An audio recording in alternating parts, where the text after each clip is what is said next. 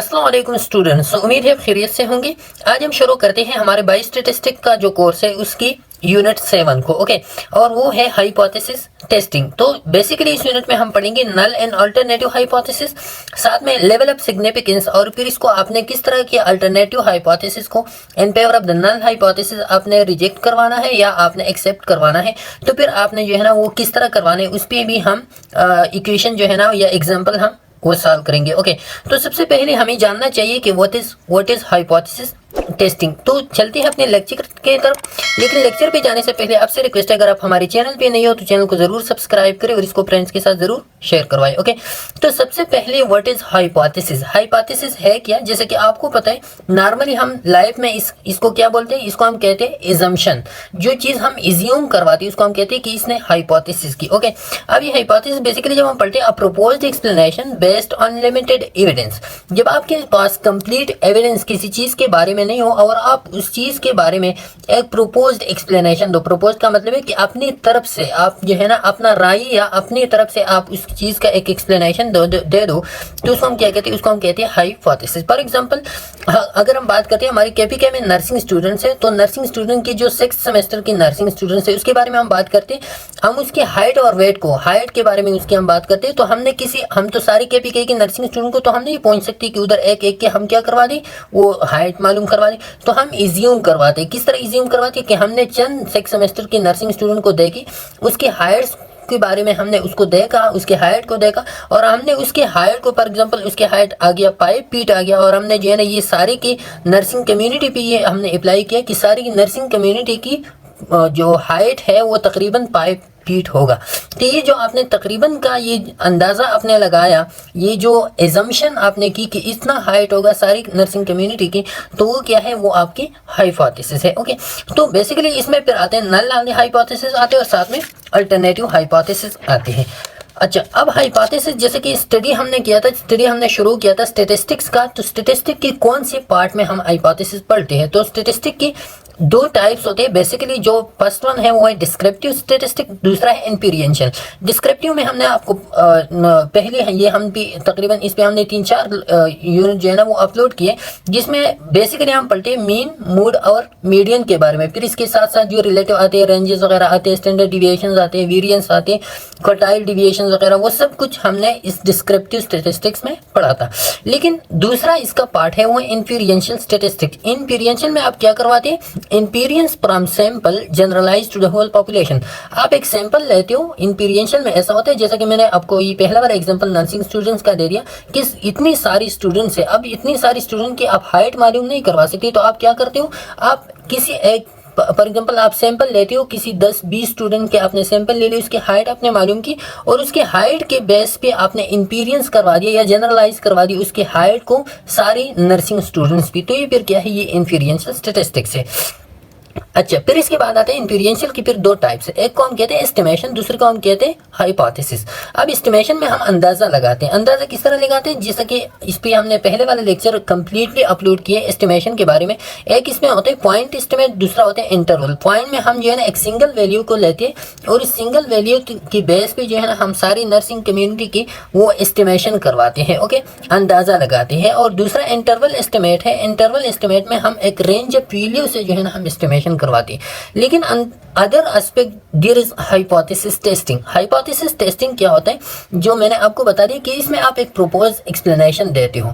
इसमें आप एस्टिमेशन में हम क्या करवाते हैं, एस्टिमेशन में हम एक अंदाजा लगाते हैं कि ये चीज़ जो है ना इसकी एस्टिमेशन इतनी है, लोअर है, हायर है। लेकिन हाइपोथेसिस में हम क्या करवाते हैं, हाइपोथेसिस में हम सिंपली जो है ना एक प्रोपोज एक्सप्लेनेशन, एक एजम्पशन हम करवाते हैं। इसमें हम एस्टिमेशन सिंपली एस्टिमेशन करवाते हैं, इसमें हम एजम्पशन करवाते हैं। ओके, हाइपोथेसिस में। अब हाइपोथेसिस टेस्टिंग पर आते हैं, तो बाकी जितना हमारा स्टैटिस्टिक्स रह गया है ना, तो वो किस चीज़ के बेस पे, वो हाइपोथेसिस के बेस पे है कि जिसमें आते हैं टी टेस्ट है, पीयर टी टेस्ट है, चाई स्क्वायर टेस्ट है, एनोवा है, कोरिलेशन है, रिग्रेशन है। तो ये सारी की सारी फिर नेक्स्ट यूनिट में हम डिटेल से पढ़ेंगे। ओके, अच्छा, तो अब ये स्टैटिस्टिकल इंपीरियंशियल स्टैटिस्टिक इधर भी डिफाइन किया गया है। It consist of method for measuring and drawing conclusion about a population based on the information obtained from a sample. जैसा कि मैंने आपको ऊपर बताया कि इसमें हम एक सैंपल लेते हैं और इस सैंपल से जो डेटा हम कलेक्ट करवाते हैं वो डेटा हम सारी पॉपुलेशन पे क्या करवाते हैं, उस सारी पॉपुलेशन पे वो डेटा हम अप्लाई करवाते हैं। इसको हम कहते हैं इंपीरियंशियल, जिसमें हम इंपीरियंस करवाते हैं।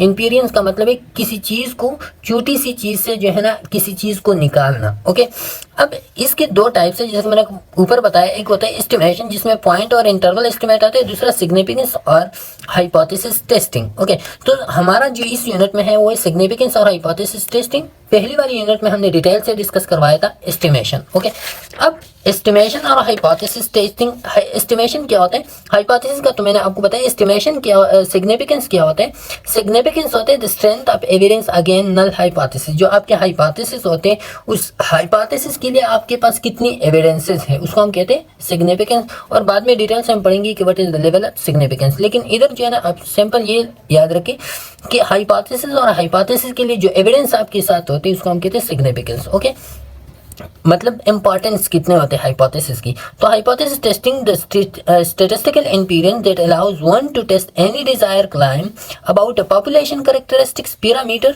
Bye using information from study sample. तो यही की वही की बात कि आप एक स्टडी सैंपल लेते हो और स्टडी सैंपल से आप इंफॉर्मेशन कलेक्ट करवाते हो और उस इंफॉर्मेशन के बेस पे आप सारी पॉपुलेशन की करेक्टर या बयान करवाते हो या पॉपुलेशन की पैरामीटर। जैसे कि मैंने आपको एग्जांपल दे दिया नर्सिंग स्टूडेंट के कि आप फॉर एग्जांपल आप 10 नर्सिंग स्टूडेंट्स की जो है ना आप सैंपल लेते हो, उसकी हाइट मालूम करवाते हो और इस सैंपल के हाइट को आप सारी नर्सिंग कम्युनिटी पे या 6 सेमेस्टर की स्टूडेंट्स पे आप अप्लाई करवाते हो। ओके, तो फिर इसको हम कहते हैं हाइपोथेसिस टेस्टिंग। अब hypothesis testing allows us to use sample data to test a claim about population. इसमें हम सैंपल डेटा को लेते हैं और इस सैंपल डेटा में हम जो है ना फिर क्या करवाते हैं, एक पॉपुलेशन, एक जो क्लाइम होता है लोगों की, वो क्लाइम जो है ना अबाउट द पॉपुलेशन वो हम क्या करवाते हैं, टेस्ट करवाते हैं। पर such a testing whether population mean equal some number. इस टेस्ट में हम क्या करवाते हैं, इस टेस्ट में हम ये देखते हैं कि जो सम नंबर हमने सेलेक्ट किए, सम नंबर का मतलब है कि जो हमारा एजम्प्टेड वैल्यू है, जो हमने हाइपोथेसाइज्ड की है, वो वैल्यू जो हमने हाइपोथेसाइज्ड की है। फॉर एग्जांपल हमने कहा कि सारी नर्सिंग कम्युनिटी की जो हाइट है वो 5 फीट होगी, तो ये हमारा हाइपोथेसाइज्ड वैल्यू या सम नंबर है। ओके, अब ये हाइपोथेसाइज्ड वैल्यू ये जो सारी नर्सिंग कम्युनिटी की या सारी नर्सिंग स्टूडेंट्स का हमने पढ़ा, उस सारी नर्सिंग स्टूडेंट्स के बराबर हो सकती है या नहीं हो सकती। तो ये टेस्ट करना कि ये जो आपने हाइपोथेसाइज्ड किया ये सारी नर्सिंग कम्युनिटी की एवरेज हाइट के बराबर हो सकते हैं कि नहीं, तो इसको हम क्या कहते हैं, इसको हम कहते हैं हाइपोथेसिस। और इस वाले एवरेज को हम कहते हैं सैंपल एवरेज। जो आप सैंपल से मतलब आप 10 स्टूडेंट से अपने ले लिए तो इसको हम कहते हैं सैंपल एवरेज। ये एक्स बार पे भी शो हो रहा है और ये बेसिकली हम इसको शो करवाते हैं म्यू नॉट पे। म्यू नॉट का मतलब ये है कि इसको हम कहते हैं हाइपोथेसाइज्ड एवरेज। ओके, और ये वाला जो एवरेज होता है ना इसको हम कहते हैं एक्चुअल पॉपुलेशन एवरेज और इसको हम डिनोट करवाते हैं म्यू पे, ओनली म्यू पे, एक्चुअल पॉपुलेशन एवरेज। तो हाइपोथेसिस में हम ये टेस्ट करवाते हैं कि whether the hypothesised population average is equal to the actual population average और नॉट। ओके, फॉर एग्जांपल ये वाला फर्स्ट एग्जांपल है, does mean creatinine level of patient receiving a particular antibiotic is different from mean creatinine level of general population. तो इसमें sample ये कि बास patient ऐसे जो मीन क्रिएटिनिन क्रिएटिनिन लेते तो उस क्रिएटिनिन का लेवल उस पेशेंट के दरमियान और वो पेशेंट जो एंटीबायोटिक्स लेते हैं तो एंटीबायोटिक्स वाले पेशेंट में क्रिएटिनिन का लेवल और वो पॉपुलेशन जो बाकी सारा पॉपुलेशन है जो क्रिएटिनिन नहीं लेती है उसमें जो एंटीबायोटिक्स का लेवल होता है, तो ये whether they are the same or not. जो हमने हाइपोथेसाइज्ड की है एंटीबायोटिक वाले पेशेंट के और बगैर एंटीबायोटिक वाले पेशेंट की, तो ये सेम है या नहीं है। Whether the creatinine level of a patient who takes antibiotic is different और same to those who don't take the antibiotic. Sample यही बात है, एग्जांपल है। अच्छा, अब इसमें हम दो तरह की बात करते हैं। या तो हम कहते हैं कि जो हमने हाइपोथेसाइज्ड वैल्यू ली है वो हाइपोथेसाइज्ड वैल्यू और टोटल पॉपुलेशन एवरेज ये सेम है, ये हमारा पहला बात होती है और इसको हम कहते हैं नल हाइपोथेसिस। क्या कहते हैं, नल हाइपोथेसिस। दूसरा हाइपोथेसिस जो इस नल हाइपोथेसिस के अगेंस्ट आते हैं और वो अगेंस्ट ये कहते हैं कि ये वाला दोनों क्या है, ये डिफरेंट है। क्या है, ये पॉपुलेशन एक्चुअल ये जो सैंपल एवरेज होता है और अब एक्चुअल पॉपुलेशन एवरेज है तो ये दोनों डिफरेंट है, तो फिर इसको हम क्या कहते हैं, इसको हम कहते हैं अल्टरनेट हाइपोथेसिस, जो इधर डिटेल से आ रहे हैं। ओके, अब ये हाइपोथेसिस टेस्टिंग की दूसरा एग्जांपल है, अलाउज स्टूडेंट, तो वही डेफिनेशन है। एग्जांपल के do the physiotherapy student spend more than 6 hours in library studying biostatistics per week. तो ये कहते हैं कि क्या फिजियोथेरेपी के जो स्टूडेंट्स हैं वो मोर देन 6 आवर जो है ना वो लाइब्रेरी में गुजारते हैं या नहीं गुजारते। तो ये आप इस तरह की करवाते हो कि आप जो है ना फॉर एग्जांपल एक लाइब्रेरी है, उस लाइब्रेरी में आपने 30 स्टूडेंट्स की सैंपल ले ली और उस 30 स्टूडेंट की सैंपल के बेस पे आपने उसकी स्टडी हावर्स मालूम किया और फिर उसको आप जो है ना सारी पॉपुलेशन पे अप्लाई करवाते हो। तो अगर वो सारी पॉपुलेशन के साथ जो है ना उसके मुताबिकत हो गया तो फिर हाइपोथेसिस उसकी फिर ट्रू है, अगर नहीं हो गया तो फिर ट्रू नहीं है। तो ये एग्जांपल है इसकी। अच्छा, what is test of hypothesis. अब हाइपोथेसिस में हमारे पास होता क्या है हाइपोथेसिस टेस्टिंग में, तो मैंने आपको दो बताई। एक मैंने आपको बताया कि जो म्यू होते हैं हाइपोथेसिस एवरेज होते हैं, हाइपोथेसाइज्ड एवरेज, और दूसरा होता है म्यू जो एक्चुअल पॉपुलेशन एवरेज होता है। अब इन दोनों के दरमियान क्या होता है, या तो 3 पॉसिबिलिटीज होते हैं। जब हम हाइपोथेसिस को टेस्ट करवाते हैं तो रिजल्ट जब आते हैं उसकी 3 पॉसिबिलिटीज होते हैं। कौन कौन सी? पहला पॉसिबिलिटी ये है कि ये वाला जो हमने हाइपोथेसाइज्ड वैल्यू ली है ये इससे जो एक्चुअल पॉपुलेशन वैल्यू है इसके बराबर हो जाए, आपका हाइपोथेसिस ट्रू हो जाए, या इससे ग्रेटर हो जाए, या इससे लेसर हो जाए। ओके, लेसर हो जाए।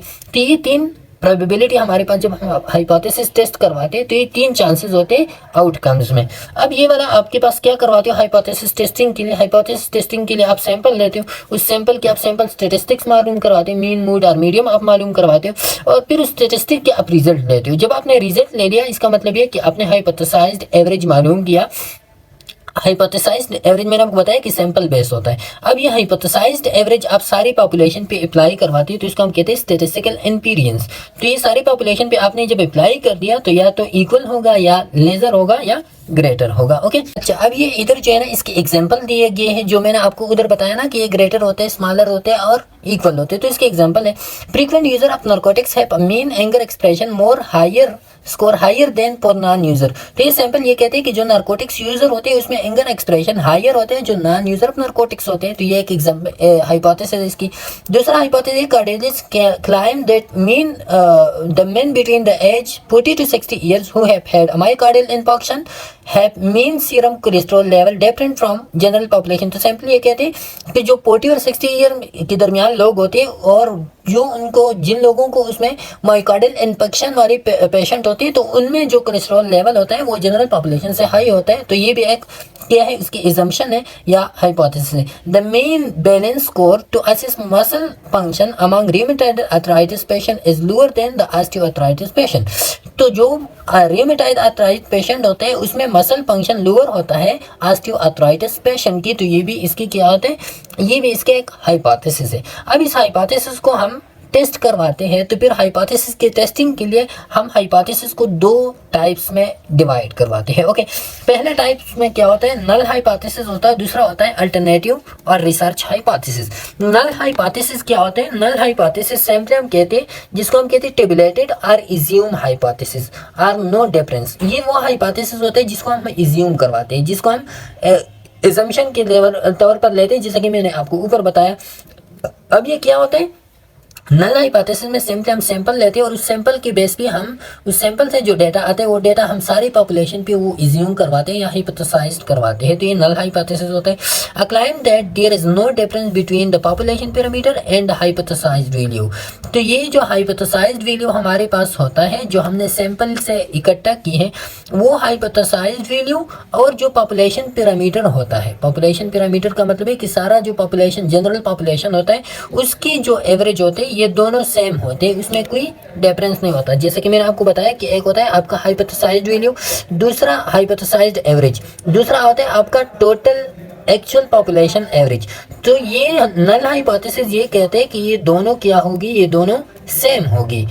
ए हाइपोथेसाइज्ड एवरेज और नल ये जो एक्चुअल पॉपुलेशन एवरेज है ये क्या होगी, ये सेम होगी। ये नल हाइपोथेसिस या ट्यूबुलेटेड या इज्यूम हाइपोथेसिस आपको कहते हैं। दूसरा हाइपोथेसिस वो है वो अल्टरनेटिव और रिसर्च हाइपोथेसिस। अब ये वो हाइपोथेसिस है जिसको आप इज्यूम नहीं करवाती, जिसको आप रिसर्च के थ्रू उसको आप क्या करवाते हो, रिसर्च के थ्रू आप उसको जो है ना क्या करवाते हो, मालूम करवाते हो, या इसके खिलाफ जो हाइपोथेसिस आप यूज करवाते हो तो उसको हम कहते हैं alternative or research hypothesis.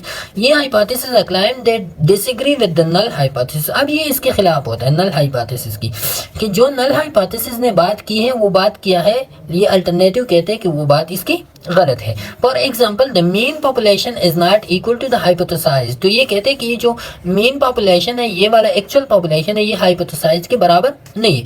Simple इसका मतलब ये है कि जब आप हाइपोथेसिस को प्रूव करवाते हो तो आपके लिए जो है ना जिस चीज़ को भी आप प्रूव करवाना चाहते हो तो उसके लिए दो मुखालिफ कुव्वतें होना चाहिए, एक इस चीज़ की फेवर में होना चाहिए, दूसरा उस चीज़ के खिलाफ होना चाहिए। तो ये नल हाइपोथेसिस जो हाइपोथेसाइज्ड वैल्यू उसके फेवर में है कि जो आपने हाइपोथेसिस की है वो और पॉपुलेशन के एवरेज वैल्यू जिस पे आपने हाइपोथेसिस की वो सेम है, लेकिन ये उसके खिलाफ आता है कि नहीं, ये बात जो आपने कही है ये डिसएग्री करवाता है उससे। तो तभी इन दोनों को आप जो है ना एक दूसरे से लड़वा के आप जो है ना इस बात पे निकलोगे, इस बात पे आपका रिजल्ट आएगा कि whether the hypothesis is true और नॉट। ओके, तो इन दोनों को अब हम एक दूसरे से लड़वाते हैं। ओके, अब नल हाइपोथेसिस क्या कहते हैं? Null hypothesis frequent user of narcotics have mean anger expression score lower than or equal to non user. तो ये कहते हैं कि जो नारकोटिक्स होते हैं उसकी जो एंगर एक्सप्रेशन होता है, उसका एंगर एक्सप्रेशन का मीन वैल्यू वो लोअर देन और इक्वल होता है नॉन यूजर ऑफ नारकोटिक्स की, लोअर देन और इक्वल होते हैं। लेकिन दूसरा एग्जाम्पल है mean between the myocardial infarction वाली जो पेशेंट होते हैं उसकी cholesterol level similar to or level cholesterol level similar to the general population, ये सेम होता है जनरल पॉपुलेशन की। तीसरा एग्जांपल हमें ये कहता है कि मसल फंक्शन जो रिहेमेटॉइड अर्थराइटिस वाले पेशेंट में होते हैं वो ग्रेटर और इक्वल होते हैं ऑस्टियो अर्थराइटिस पेशेंट की। अब अल्टरनेटिव इनके खिलाफ आएगा, अगर इधर जो है ना लोअर देन आ गया है तो इधर जो है ना हायर देन आएगा, अगर इधर जो है ना सिमिलर आ गया है, दोनों का एवरेज सेम है तो इधर जो है ना डिफरेंट आएगा, ये वाला है, और अगर इधर जो है ना ग्रेटर देन और इक्वल आ गया है तो इधर लोअर देन आएगा। अब इन दोनों को हम एक दूसरे से लड़वाते और इससे हम रिजल्ट निकालेंगे। ओके, अब आप हाइपोथेसिस को टेस्ट किस तरह करवाओगे? टेस्ट का एक मखसूस पैटर्न है, उस पैटर्न के हिसाब से आपको आपने हाइपोथेसिस को टेस्ट करवाना है। ओके, जब आप हाइपोथेसिस को टेस्ट करवाते हो तो सबसे पहले आपने हाइपोथेसिस की पाम पढ़नी है, जो मीन्स होता है ना उस मीन्स की आपने पाम्स पढ़नी। ये बाद में स्टेप्स में हम एक एक को डिस्कस करवाएंगे, फिर उधर जो है ना इसकी एक्सप्लेनेशन की ज़रूरत नहीं। सबसे पहले आपने जब आप हाइपोथेसिस आपने लेनी है तो हाइपोथेसिस में मैंने आपको तीन वो चांसेस प्रोबेबिलिटी बताई कि एक तो आपका हाइपोथेसिस एक्चुअल के साथ सिमिलर होगा, दूसरा लोअर होगा, तीसरा लार्जर होगा। तो इन तीनों को जो है ना आप मैथमेटिकली किस तरह एक्सप्रेस करवाओगे? जो आपका एवरेज या जो आपका हाइपोथेसाइज्ड पॉपुलेशन है, पॉपुलेशन एवरेज है, वो क्या है तो वो आपको बता रहा है। फॉर एग्जांपल कि आपका एक्चुअल पॉपुलेशन, ये नल हाइपोथेसिस की हम बात कर रहे हैं, नल हाइपोथेसिस आपको बता रहा है कि आपका जो एक्चुअल पॉपुलेशन एवरेज है वो ग्रेटर और equal to the hypothesised value. Okay, ये पहला वाला केस है। तो ये जो अल्टरनेटिव हाइपोथेसिस है ये इसके अगेंस्ट आएगा, अगेंस्ट आगे और कहता है कि आपने तो इधर इक्वल और ग्रेटर की बात की थी, मैं कहता हूँ कि नहीं, ये वाला जो है ना ये इससे स्मॉलर होगा। ये पहला केस है। दूसरा केस ये नल हाइपोथेसिस कहता है कि एक्चुअल पॉपुलेशन एवरेज जो है ना वो हाइपोथेसाइज से लेस है, लेकिन जो अल्टरनेटिव आ गया, अल्टरनेटिव कहते हैं कि नहीं, ग्रेटर है। तीसरा पाम ये है कि जो हाइपोथेसाइज्ड पॉपुलेशन है वो हाइपोथेसाइज्ड आपका एवरेज है वो और जो एक्चुअल पॉपुलेशन एवरेज है दोनों सेम है। अल्टरनेटिव आ गया, अल्टरनेटिव कहते कि नहीं, ये सेम नहीं है। तो इनको आपने प्रूव करवाना है, इन दो को प्रूव करवाना है, इन दो को प्रूव करवाना है कि इसमें कौन ठीक है, इन दो को प्रूव करवाना है कि इसमें कौन ठीक है। अब इसके जो मैंने हमने इधर पढ़ी ना, तो इसकी फिर एक डायरेक्शन होते हैं जो हमने करे कि इधर पढ़ी कि ये वाला लोअर है, ये वाला ग्रेटर है। तो अब ये लोअर, ग्रेटर और सिमिलर इसके एक डायरेक्शन होते हैं। ग्रेटर का डायरेक्शन किस तरफ होगा, लोअर का डायरेक्शन किस तरफ होगा और सिमिलर का डायरेक्शन किस तरफ होगा। तो फिर हाइपोथेसिस को हम डिवाइड करवाते हैं डायरेक्शनल और नॉन डायरेक्शनल हाइपोथेसिस में। अब डायरेक्शनल हाइपोथेसिस जो two tailed hypothesis as otherwise non directional.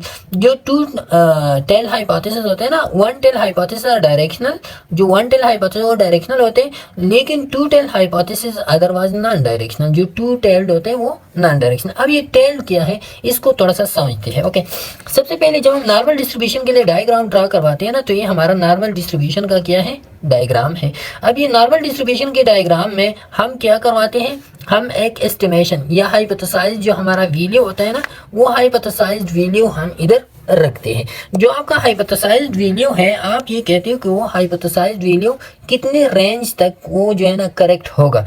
तो जो आपके पास रेंज होता है ना, वो आप एक्सप्रेस करवाते हो कॉन्फिडेंस लेवल से कि इधर से इधर तक जो है ना मेरा हाइपोथेसिस करेक्ट हो सकता है।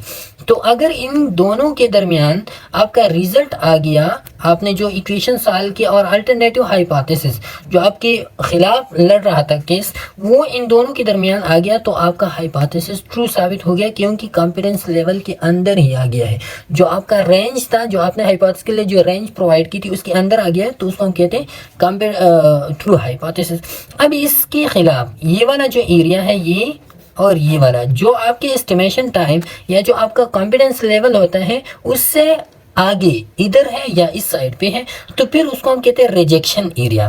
रिजेक्शन एरिया का मतलब ये होता है कि अगर इस जगह में आपका जो अल्टरनेटिव हाइपोथेसिस का रिजल्ट है वो इस जगह में आ गया, तो इसका मतलब है कि आपका हाइपोथेसिस रिजेक्ट होगा। क्यों रिजेक्ट होगा?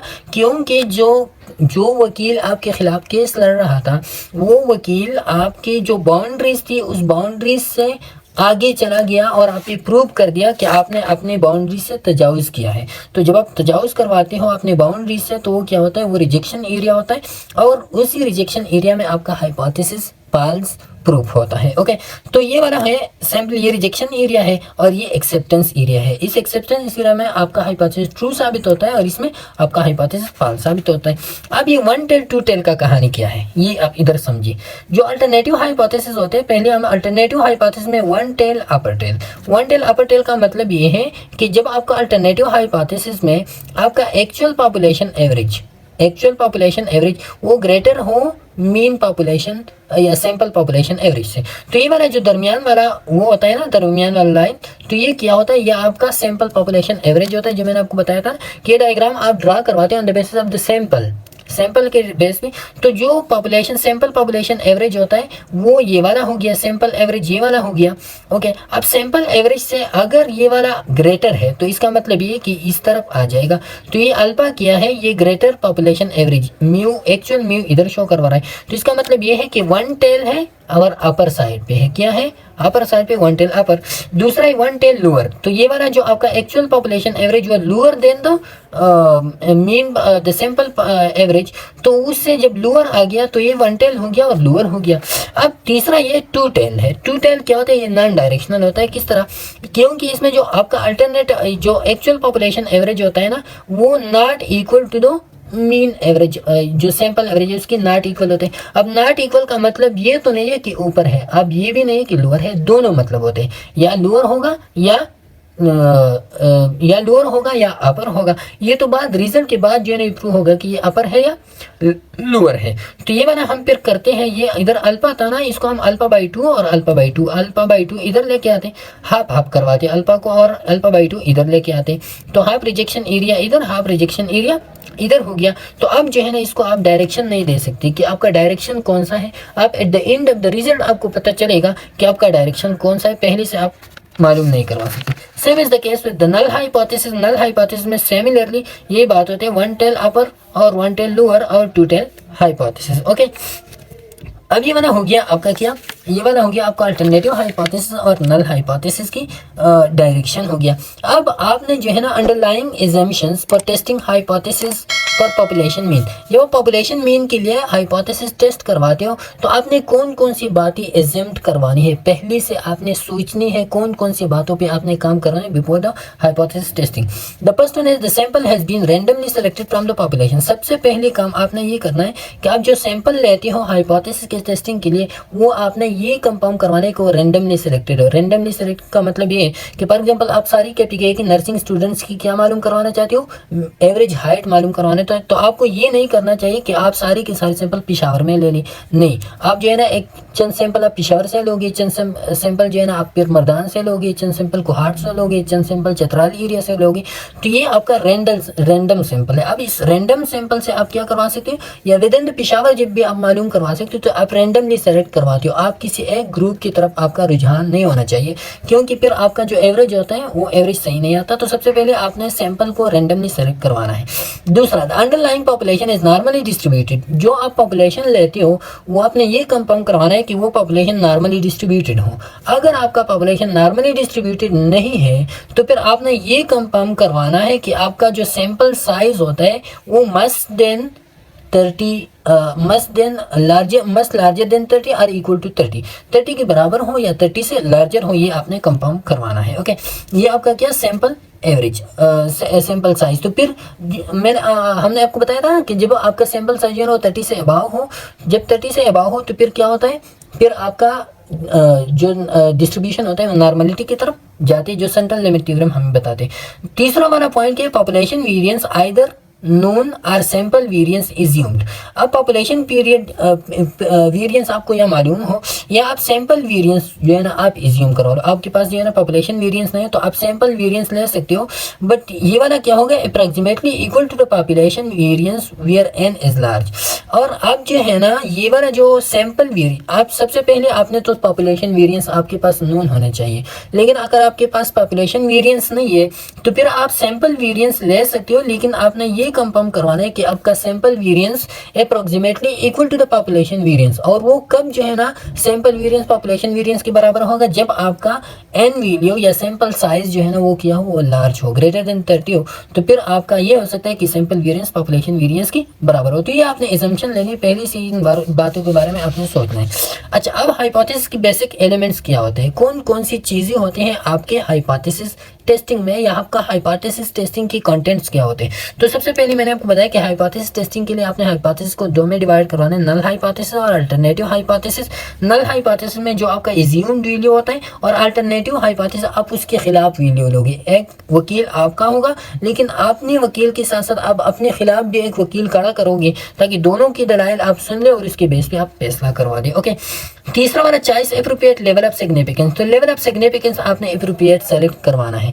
तो ये मैं आपको थोड़ी सी बात स्टेप्स में मैं आपको बताऊंगा कि लेवल ऑफ सिग्निफिकेंस क्या है और इसको आपने किस तरह एप्रोप्रिएटली सेलेक्ट करवाना है। इधर भी मैंने लिखे, लेकिन इधर मैं आपको एक्सप्लेन करवाऊंगा थोड़ी बात। ओके, चौथा आपने एजम्पशन आपने करनी है। एजम्पशन का क्या मतलब है कि आप जो वैल्यू लेते हो वो वैल्यू आपने एज्यूम करवाना है। All value of sample as assume value, क्योंकि आप सैंपल की जितनी भी वैल्यू आप लेते हो ना, तो वो क्या होते हैं, वो एजम्पशंस होते हैं, वो आप एज्यूम करवाते हो, आप जो है ना एग्जैक्टली उसके बारे में नहीं बता सकती।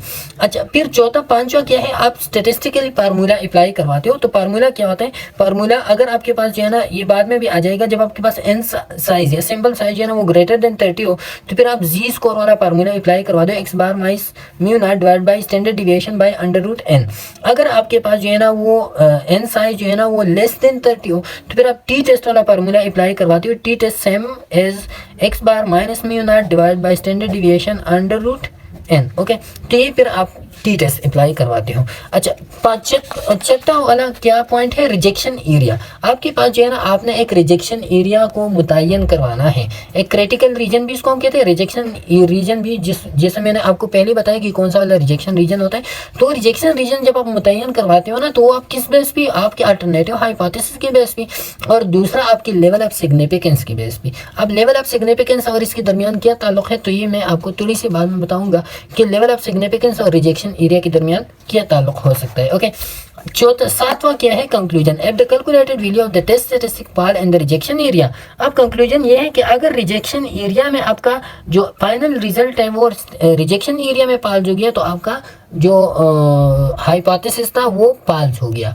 आपने जो है ना अल्टरनेट हाइपोथेसिस को आपने प्रूव करवा दिया, और आपका जो नल हाइपोथेसिस है वो रिजेक्ट हो गया। ओके, तो ये आपके पास आ गया कंक्लूजन। अच्छा, अब आपने जो है ना स्टेप्स फॉलो करने हैं। स्टेप्स में जो है ना 1 बाय 1 स्टेप हम पढ़ेंगे और इनमें जो है ना इस स्टेप्स पे हम एग्जांपल भी करेंगे। सबसे पहला वाला स्टेप आपने क्या करवाना है, सबसे पहला वाला स्टेप जैसे कि मैंने आपको पहले बताया कि आपने जो है ना जो आपके मैथमेटिकल स्टेटमेंट्स होते हैं आपकी हाइपोथेसिस के, वो आपने लिखने। मैथमेटिकल स्टेटमेंट 3 तरीकों से आते हैं, ये पहला है, ये दूसरा चांस है और ये तीसरा है। पहला चांस ये कि आपके पास जो है ना ये वाला ग्रेटर हो, दूसरा ये कि स्मॉलर हो, चौथा ये है कि इक्वल हो। इसमें मैंने डिटेल से पहले आपको समझाया। ओके, ये स्टेप नंबर फर्स्ट है। स्टेप नंबर सेकंड में आपने स्टेट लेवल ऑफ सिग्निफिकेंस, आपने लेवल ऑफ सिग्निफिकेंस को स्टेट करवाना है। तो ये मैं अभी आपको बता रहा हूँ लेवल ऑफ सिग्निफिकेंस क्या होता है। बेसिकली लेवल ऑफ सिग्निफिकेंस होता है probability of rejection of null hypothesis. एक नल हाइपोथेसिस को जो आपने एज्यूम किया है एक वैल्यू, उस वैल्यू को रिजेक्ट करने के लिए कितनी चांसेस है, कितनी चांसेस है कि उस वैल्यू को आप रिजेक्ट करवा दें। अगर चांसेस ज़्यादा है तो आपकी लेवल ऑफ सिग्निफिकेंस ज़्यादा होते हैं, जिसको हम अल्फा वैल्यू कहते हैं। अगर चांसेस कम है तो लेवल ऑफ सिग्निफिकेंस आपकी कम है। अब ये हम मुतय्यन किस बेस पे करवाता है, ये जो लेवल ऑफ सिग्निफिकेंस हम लेते हैं ना, ये किस बेस पे, ये 3 चीज़ें होती है जिसके बेस पे हम लेवल ऑफ सिग्निफिकेंस लेते हैं। और ये at the time of sample size formation, जब आप सैंपल साइज मुतय्यन करवाते हो, डिटरमाइन करवाते हो, तो उसी वक्त जो है ना आप अपने लिए लेवल ऑफ सिग्निफिकेंस भी सेट करवाते हो। और उसकी 3 वो है कंपोनेंट है उसकी बेस पे। The first one sample size है। अब सैंपल साइज को आप देख के level of significance, for example अगर आपका सैंपल साइज क्या हो गया, आपका सैंपल साइज जो है ना वो लार्जर है, तो जब सैंपल साइज लार्जर हो तो मैंने आपको बताया कि आप नॉर्मल डिस्ट्रीब्यूशन की तरफ चलते हो। जब आप नॉर्मल डिस्ट्रीब्यूशन की तरफ चलते हो तो आपके वो जो कैलकुलेशन होता है उसमें एक्यूरेसी ज़्यादा आता है। तो इसी वजह से जो है ना फिर जब आप सैंपल साइज लार्ज हो तो नल हाइपोथेसिस की रिजेक्शन के चांसेस जो है ना वो क्या है, वो कम है। तो जब रिजेक्शन की चांसेस कम होते हैं तो मैंने आपको बताया कि लेवल ऑफ सिग्निफिकेंस फिर क्या होगा, इंक्रीज होगा। क्यों? क्योंकि level of significance is the chances for rejecting a null hypothesis. जब नल हाइपोथेसिस जब सैंपल साइज ज़्यादा हो तो रिजेक्शन के चांसेस जो है ना वो कम होगी, तो लेवल ऑफ सिग्निफिकेंस जो है ना वो क्या होगा, वो इंक्रीज होगा। ओके, दूसरा क्या है, टाइप 1 एरर है। टाइप 1 एरर ये होता है कि जब आप reject a true null hypothesis, जब आप गलती से, ये एरर होते हैं, जब आप गलती से जो है ना ट्रू नल हाइपोथेसिस को आप रिजेक्ट करवा दो तो ये टाइप 1 एरर है। टाइप 2 ये है कि आप एक फॉल्स हाइपोथेसिस है लेकिन आप फेल हो गए और आपने केस नहीं जीत लिया, तो आपको टाइप 2 एरर आ गई। टाइप 1 सैंपल ये है कि एक ट्रू केस था लेकिन आप जो है ना आप ट्रू केस को आपने रिजेक्ट करवा दिया, आपने उसके खिलाफ जो है ना अपना केस जीत लिया जो आपने झूठी मुकदमे में बनाया था, लेकिन दूसरी वाला ट्रू केस था और वो ट्रू केस आपने रिजेक्ट करवा दिया। टाइप 1 एरर है। टाइप 2 ये है कि एक फॉल्स केस था लेकिन उस फॉल्स केस को रिजेक्शन करवाने में आप फेल हो गई, तो ये टाइप 2 एरर है। तो इन तीनों के बेस पे जो है आप सिंपल लेवल ऑफ सिग्निफिकेंस लेते हो और ये बेसिकली ये सैंपल फॉर्मेशन या प्रपोजल फॉर्मेशन के टाइम पे आप बनाते हो, अपने लिए मुख्तस करवाते हो, या जो है ना आप थ्रू सॉफ्टवेयर जो है ना सॉफ्टवेयर आपको देते हैं, जब आप उसको सैंपल साइज देते हो और ये एरर वगैरह देते हो तो आपको simple level of significance directly आता है। मोस्टली जब आपके पास लेवल ऑफ सिग्निफिकेंस मेंशन नहीं होता तो फिर आपने जो है ना 0.05 लेना है। क्या लेना है, या इसको हम कहते हैं 5% लेवल ऑफ सिग्निफिकेंस लेना है या 0.05, ये मोस्टली यूज होता है। लेकिन जब आपके पास मेंशन नहीं हो तो फिर आपने ये वाला वैल्यू लेना है। ओके, अच्छा, इसके बाद जो है ना फिर आता है स्टेप नंबर 3। स्टेप नंबर 3 में आपने फार्मूला को अप्लाई करवाना है। फार्मूला के बारे में मैंने आपको पहले बताया कि अगर आपके पास एन साइज जो है ना सिंपल साइज ग्रेटर देन 30 हो तो फिर आप जी वैल्यू की अप्लाई करो, अगर स्मॉलर देन 30 हो तो फिर आपने टी वैल्यू को अप्लाई करवाना है। इन दोनों पे जो है ना हम एक एक एग्जांपल पढ़ेंगे। अच्छा, फिर चौथा स्टेप क्या है, determine the critical region using Z table. अब जो क्रिटिकल रीजन है या जो आपका रिजेक्शन एरिया है वो रिजेक्शन एरिया आप मालूम करवाते हो, rejection area on the basis of Z table और टी टेबल। इन दोनों की जो कैलकुलेशन उसके बेस पे आप मालूम करवाते हो। तो बाद में हम डिटेल से पढ़ते हैं कि किस तरह जो है ना आपने फिर जी क्रिटिकल रीजन को मुतय्यन करवाना है। ओके, एग्जाम्पल से हम ये वाला डिस्कस करवाएंगे। अब जब आप क्रिटिकल रीजन को मुतय्यन करवाते हो ना तो क्रिटिकल रीजन या रिजेक्शन रीजन, तो इसके फिर ये होता है कि इसमें 1 टेल आता है, 2 टेल, जैसे कि मैंने आपको पहले बताया। 1 टेल क्या होता है, 1 टेल लोअर, जिसमें आपका एक्चुअल पॉपुलेशन जो है ना जो फाइनल रिजल्ट आ जाए तो उस फाइनल रिजल्ट को हम एक्चुअल पॉपुलेशन मीन कहते हैं। वो एक्चुअल पॉपुलेशन मीन आपकी क्या होता है, actual population mean less than दो हाइपोथेसाइज्ड वैल्यू, तो फिर ये लेस देन है। ये वाला आपका एक्चुअल पॉपुलेशन मीन है, ये हाइपोथेसाइज्ड है, तो इससे लेस आ गया तो इधर ये वाला रिजेक्शन एरिया 1 टेल लोअर आ गया। 1 टेल अपर ये है कि जब ये वाला ग्रेटर हो तो फिर इस साइड पे आएगा ये वाला क्या हाइपोथेसाइज्ड है और ये वाला एक्चुअल है तो एक्चुअल ग्रेटर आ गया तो 1 टेल अपर आ गया। चौथा ये है कि जो रिजल्ट आ जाए तो रिजल्ट में आपका ये वाला अनइक्वल हो, तो ये अनइक्वल में क्या होता है, या लोअर होगा या अपर होगा, दोनों।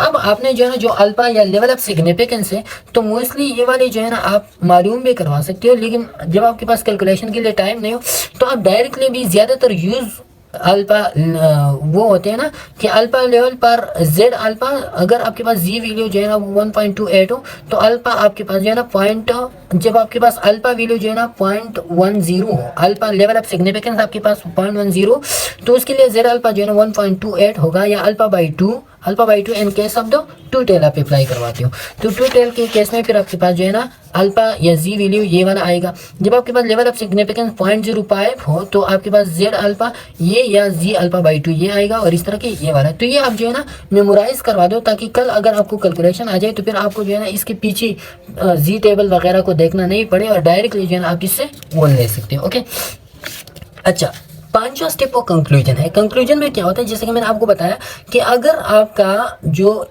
इंड आता है तो इनमें क्या करवाते हो कि जब आपका ये वाला जो एक्चुअल पॉपुलेशन मीन है वो और ये वाला, इसको आप कंपेयर करवाते हैं हाइपोथेसाइज, तो अगर ये इक्वल हो गया तो इसका मतलब ये है कि आपका अल्टरनेटिव हाइपोथेसिस जो है ना क्या हो गया, अगर आपका जो ये वाला जो है ना ये वाला ये आ गया आपकी ये वाली जो हमने बताई ना ये वाली, ये रिजेक्शन एरिया है, ये इधर रिजेक्शन एरिया है, ये इधर रिजेक्शन एरिया है। अब अगर इस वक्त जो है ना आपका जो इन रिजल्ट आ गया और इन रिजल्ट में आपका जो एक्चुअल पॉपुलेशन है वो इसके दरमियान आ गया, तो इसका मतलब ये है कि आप रिजेक्शन एरिया में आ गए, और रिजेक्शन एरिया में आपका जो नल हाइपोथेसिस है वो क्या होगा, वो डिसमिस होगा, वो रिजेक्ट होगा। लेकिन अगर आप एक्सेप्टेंस एरिया में आपका रिजल्ट आ गया तो फिर जो है ना आपका नल हाइपोथेसिस वो ट्रू होगा। और इस पर हम एग्जांपल करवाते हैं, एग्जांपल से फिर आपको आसानी से पता चल जाएगा। ओके, एग्जाम्पल ये है कि mean APTT among DVT patient, a random sample of 30 hospitalised patient. तो आपने सबसे पहले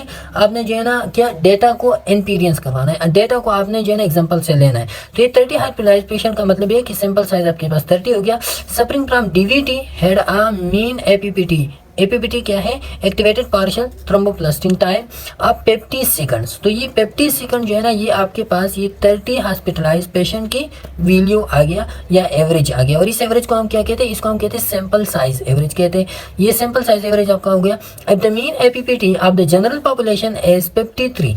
तो अब ये वाला क्या है, ये एजम्पशन है, हाइपोथेसिस कहते हैं अगर एपीपीटी का जनरल होल पॉपुलेशन का एवरेज जो है ना वो 53 हो, तो ये क्या होगा, अगर जब आ गया तो इसका मतलब है हाइपोथेसिस उन्होंने की, हाँ ये हाइपोथेसाइज्ड एवरेज पॉपुलेशन है म्यू नॉट जिसको हम कहते हैं, तो ये हो गया 53 with standard deviation of 7 using a 5% level of significance. तो ये लेवल ऑफ सिग्निफिकेंस ये स्टैंडर्ड डिविएशन है।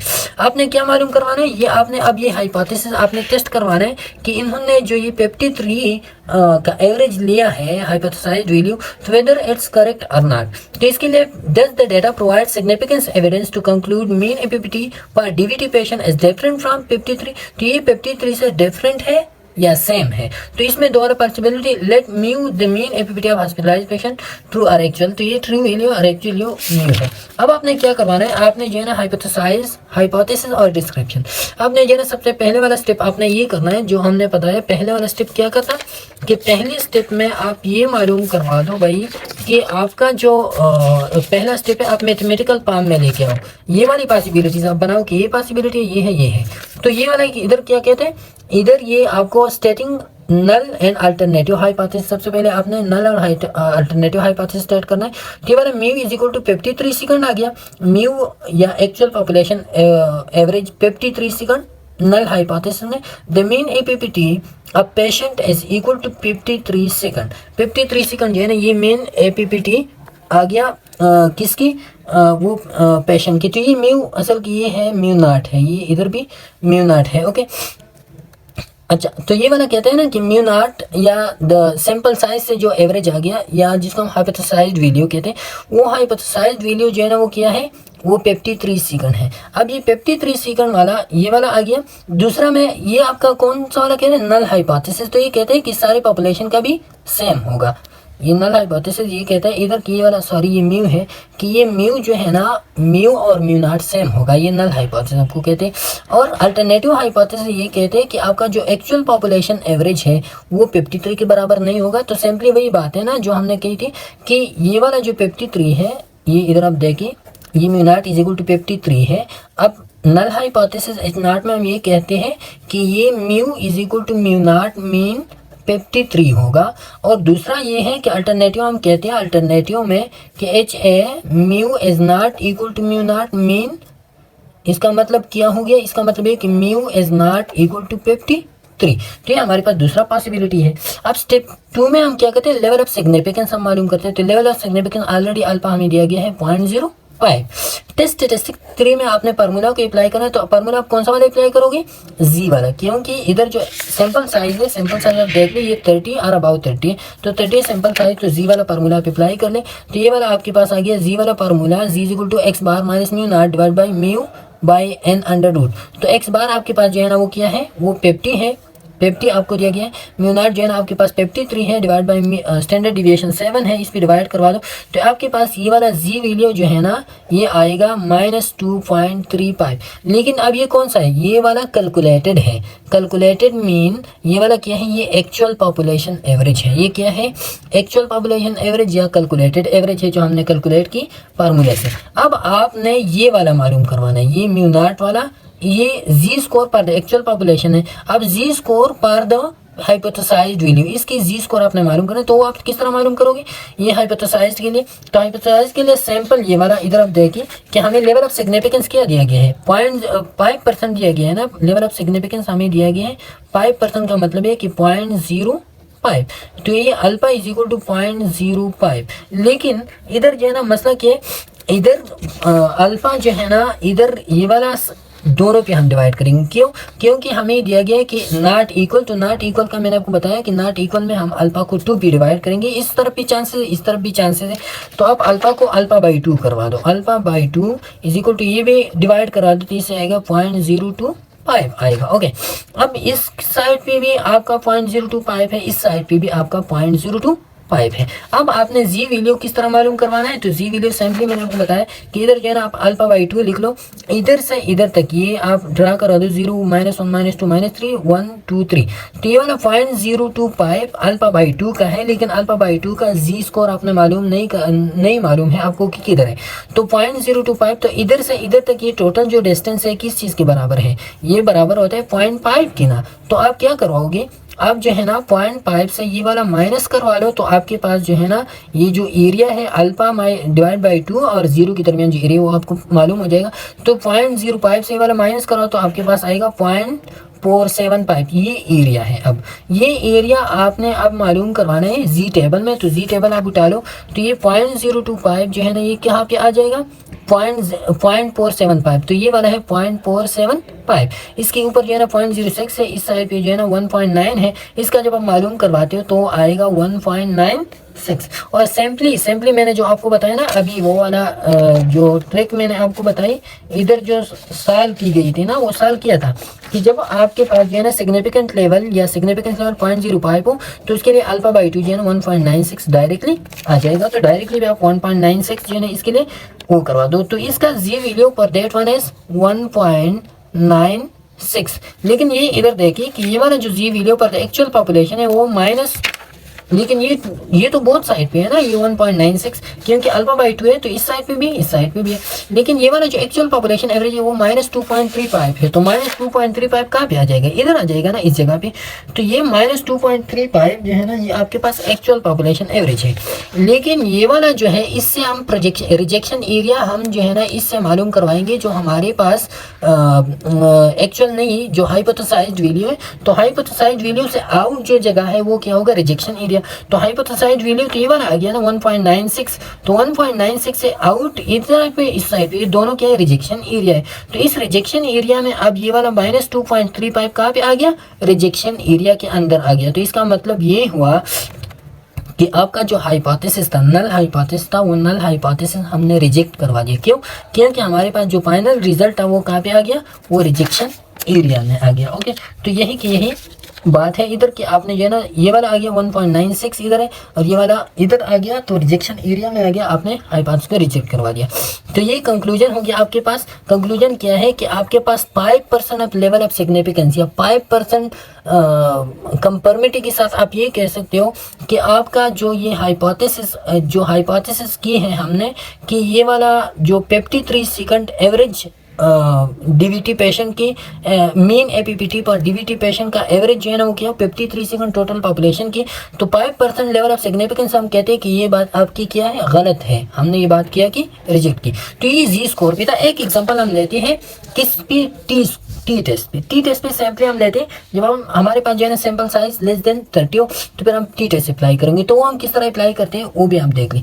टी टेस्ट के लिए जो है ना फॉर एग्जांपल ये हमने एग्जांपल दे दी, ये मीन एवरेज जो है ना, ये मीन एवरेज टोटल बैटरीज है और उस बैटरीज की हमने क्या करवा दी, किसी ने कहा कि उसका जो हाइपोथेसिस है, हाइपोथेसिस का जो एवरेज है वो क्या है 10 हॉर्स है। तो अब 10 हॉर्स सारी बैटरियों का एवरेज है। अब इसको हमने प्रूव करवाने के वाकई ये है नहीं, तो हमने हाइपोथेसिस के लिए जो है सैंपल ले ली, 15 बैटरीज हमने ले ली। हम क्या करवाते, उसका एवरेज जब हमने मालूम करवा दिया 15 एवरेज का, तो 9.5 उसका सैंपल साइज आ गया, स्टैंडर्ड डिविएशन ये हमें दिया गया। अब हम क्या करवाते हैं, इसके लिए जो है ना नल हाइपोथेसिस स्टेप वन में आप null hypothesis alternative null hypothesis में ये कहते हैं कि ये 10 हॉर्स जो है ना ये वाला और जो आपका एक्चुअल पॉपुलेशन है वो इसके बराबर होगा, और अल्टरनेटिव कहता है कि हमारे पास एक्चुअल पॉपुलेशन जो है ना वो इसके अगेंस्ट होगा, इसके बराबर नहीं होता। हमारे पास लेवल ऑफ सिग्निफिकेंस ये टी टेस्ट आप अप्लाई करवाते हो तो आपके पास एक्स बार ये वाला आ गया, एक्स बार ये वाला, इसमें आप जो है ना डेटा डाल दो तो आपके पास टी आ गया -1.25 ये वाला आ गया इधर -1 और इधर भी आ गया आपके पास -1.25। तो इससे अगेंस्ट ये वाला जो एरिया है ये आपके पास हो गया रिजेक्शन एरिया। अब आपने क्या करवाना है, सॉरी ये रिजेक्शन एरिया नहीं हो गया, ये -1.25 ये वाला, इससे जो है ना -1.25 ये आपके पास टी वैल्यू आ गया। क्या आ गया, ये आपके पास टी वैल्यू रिजेक्शन एरिया। अभी हम किससे मालूम करवाएंगे, रिजेक्शन एरिया हम इससे मालूम कर, इसकी टी वैल्यू से। तो ये टी वैल्यू तो हमने क्या करवा दिया, ये हमने मालूम करवा दिया एक्चुअल पॉपुलेशन के लिए। किस चीज़ के लिए, एक्चुअल पॉपुलेशन के लिए। लेकिन जब आप सैंपल के लिए जो हाइपोथेसाइज्ड वैल्यू उसके लिए आपने टी वैल्यू मालूम करवाना है, तो टी वैल्यू उसके लिए आपने डिग्री ऑफ फ्रीडम से मालूम करना है। Degree of freedom equal to n-1 15 -1 से 14 आएगा, आपके पास ये क्या हो गया 14 हो गया। अब आपने degree of freedom level of significance आपके पास 0.05 है, सो अल्फा बाई 2 आपके पास हो गया 0.025। अच्छा, तो डिग्री ऑफ फ्रीडम ये वाला जो टी टेबल आप उठाओगे, टी टेबल में आप देखोगे कि 0.025 और 14 के अगेंस्ट जो है ये वाला हिस्सा है। तो ये वाला हिस्सा आपने किधर लिखना है, ये वाला निगेटिव में लिखना है, क्योंकि ये वाला हमारे पास निगेटिव में आ गया है। तो ये वाला हमने इधर लिख दिया -2.16। तो इससे इस साइड पे ये वाला जो एरिया है ये क्या है, ये रिजेक्शन एरिया। इससे इस साइड पे ये रिजेक्शन एरिया है, इधर भी -2.16, इसके आगे भी ये वाला रिजेक्शन एरिया है। अब ये वाला जो रिजल्ट आ गया, रिजल्ट को आप देख लीजिए, ये रिजेक्शन एरिया के अंदर आ गया, अंदर आ गया। तो जब अंदर आ गया तो इसका मतलब है कि आप हाइपोथेसिस को क्या करवा सकते, रिजेक्ट नहीं करवा सकती। तो ये क्या था, हमारा टी टेस्ट का था। तो ये था आज का हमारा लेक्चर। इंशाल्लाह फिर नेक्स्ट लेक्चर पे मुलाकात होगी, तब तक के लिए इजाजत दीजिए, अल्लाह हाफिज़।